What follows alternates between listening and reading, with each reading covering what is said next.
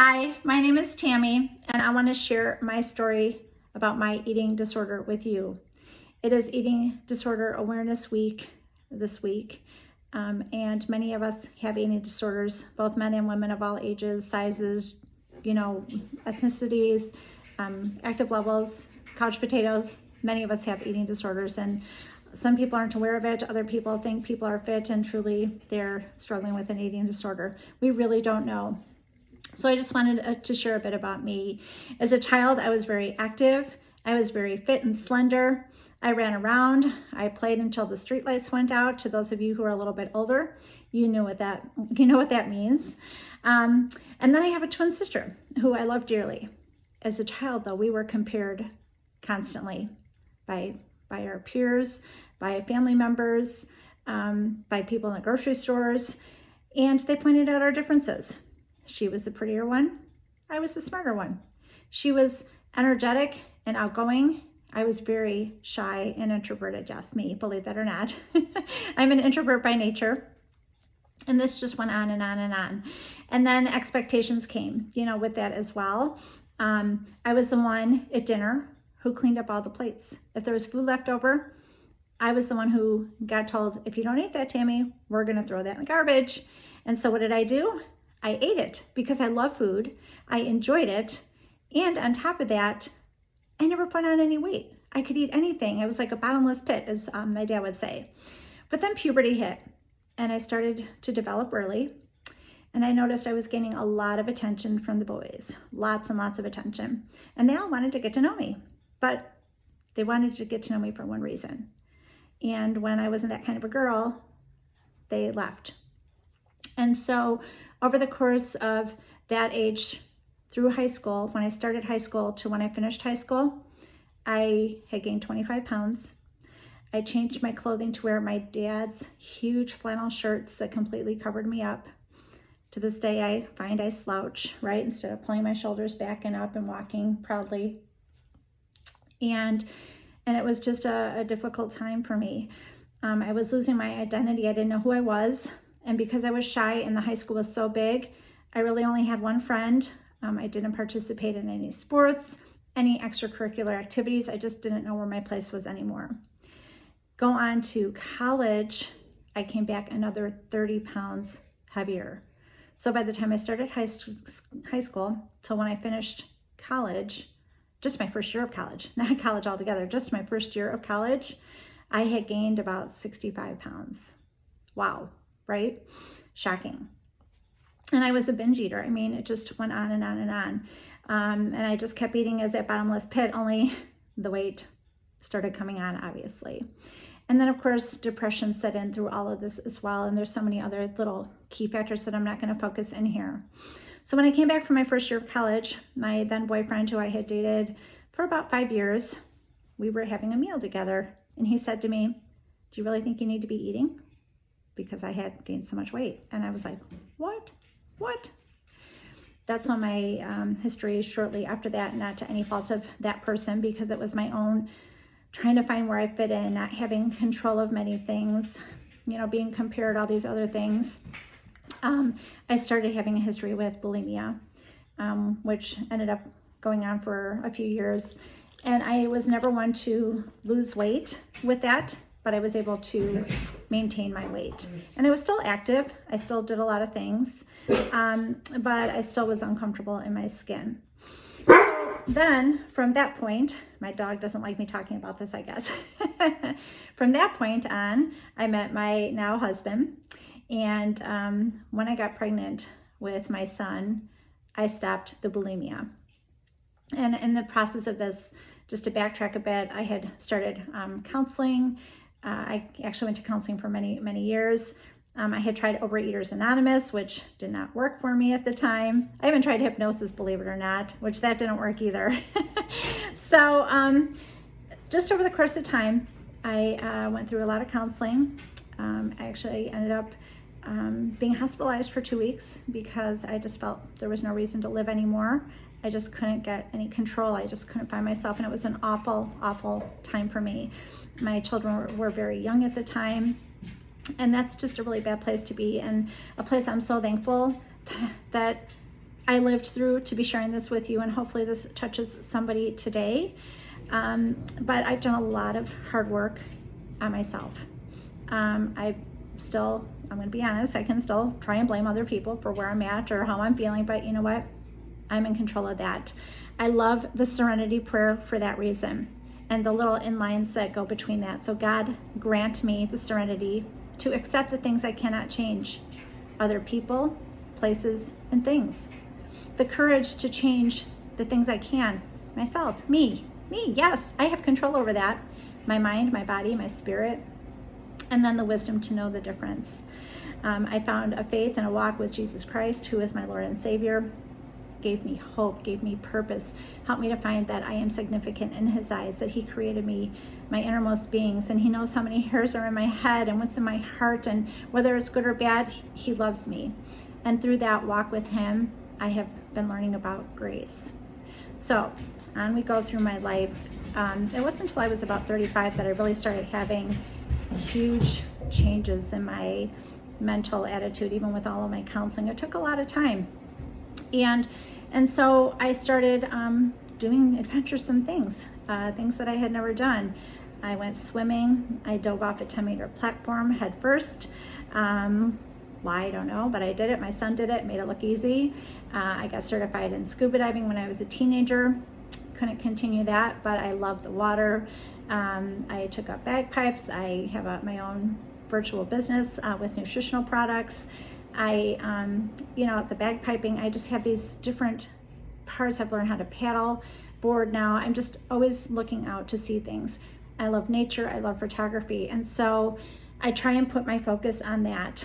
And one of my best words in my life is joy. And because Jesus, that comes from Jesus, right? In Philippians 4, he tells us to focus on what is pure and noble and good. And I just love that scripture. And it doesn't mean we have to be happy or that things are going good. And another way I could be looking for that silver lining, because it is there. No matter how bad things can be, there's always something to be grateful for and to find a piece of joy. And so I thread that throughout my life, no matter where I'm at.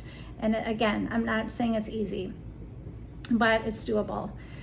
So my eating disorder, led to a little bit of some physical ongoing things throughout my life, but like acid reflux and stuff, but thankfully it's better.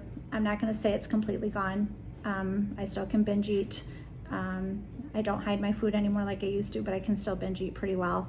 But what I've learned over the course of time, in this course of taking care of myself, is how to show myself grace, how to not be such an all or nothing thinker.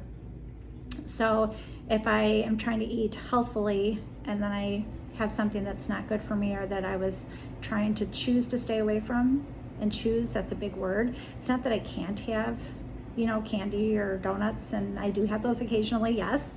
But I can choose whether to have those or not. Do I want to put food in my body that's going to build me up or tear me down? That's my choice, right? And I love having a choice, because then I'm not being deprived, right? Who ever wants to be deprived in life? And so what I've learned, though, is if I go off track, it doesn't mean my whole day was ruined, or the whole rest of my day has to be following that same path of destruction. I can get back on track where I'm at. Did I enjoy what I ate? Yes. I'm going to say yes, I enjoyed it, instead of, oh my gosh, I'm so bad, or I ate badly, or those trigger words that really cut myself down. I'm so aware of. How many times do we say that to ourselves? Oh, I was really bad today, I ate a ho-ho, or gosh, I blew it, I'm a failure. No. I made this choice. Reset, deep breath. Where do I want to go from here? It's my choice, right? And that's where I've learned to find this grace. And I'm almost 60 years old, and I'm getting better, you guys. I'm getting better. I am so thankful I'm alive. Some days those moments of depression that, it's a mental illness. I mean, I work with it, but they hit me like a ton of bricks. And I'm like, oh my gosh. But I know my support system. I reach out to God. I'm not so shameful that I have to keep that all to myself. Because a lot of times what happens when we're in these behaviors is we think we're all alone, and we're not. There are so many people out there struggling with exactly what we're struggling with. So there is no shame to be had in that, because shame is destructive. So we just need to step out, and it's okay to ask for help.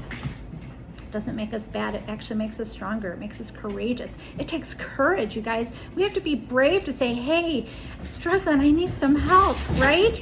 Gosh, I mean, if you're drowning in an ocean and you don't know how to swim, and there's 20-foot waves, you're not going to say, nope, don't throw that life vest out to me. Nope. I got it. I can do it myself. No, you're going to be like, help, right?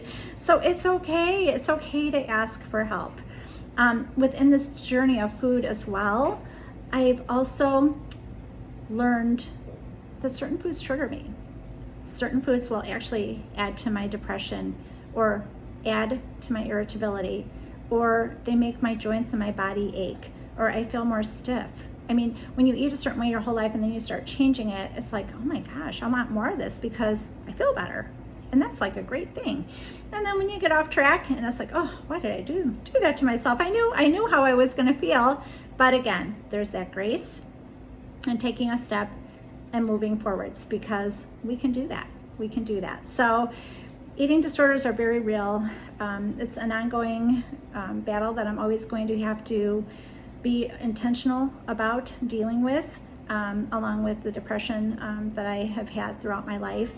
But there's hope, you guys. There is so much hope. So find something, find someone. If you don't know God, find God, or find something to start with that's greater than yourself, that you know that you have a purpose.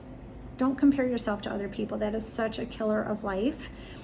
Compare yourself to, where you want to be.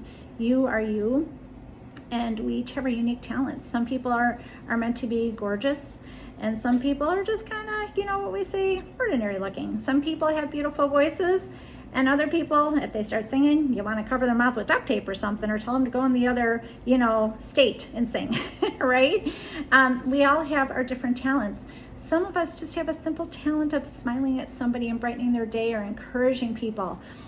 We don't want to underlook or underestimate the power of our unique talents.